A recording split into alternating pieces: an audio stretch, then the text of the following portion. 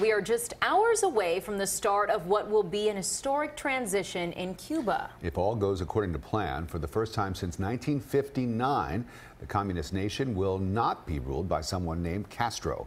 CBS 4's Hank Tester live in Little Havana to explain what this really means for the people of Cuba. Hank.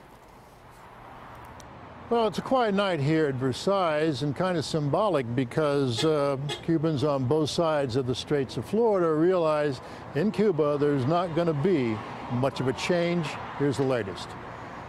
86-year-old Raul Castro will step down as Cuba's president, but by no means is he going away. Raul will remain until 2021 as Secretary General of the party.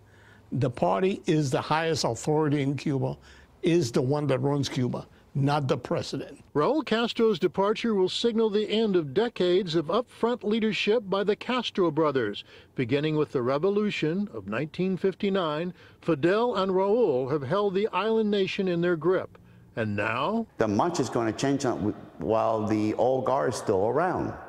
So, you know, what really changes in Cuba? Very little. Expected to be named president by the National Assembly, 57-year-old Miguel Diaz-Canel.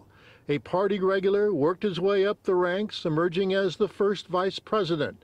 An uninspiring speaker, regarded on the island and in Miami as a figurehead, but being sold to the Cuban population as a younger, new generation leader. Diaz-Canel is a low-level apparatchik in the Communist Party, without any support in the party, without any support in the military, without any popularity and support in the Cuban population. And what if Diaz-Canel, the first civilian Cuban president in decades, stumbles? I would not rule out down the line that if things don't work out for Diaz-Canel as a civilian in power, that the military will be back in power.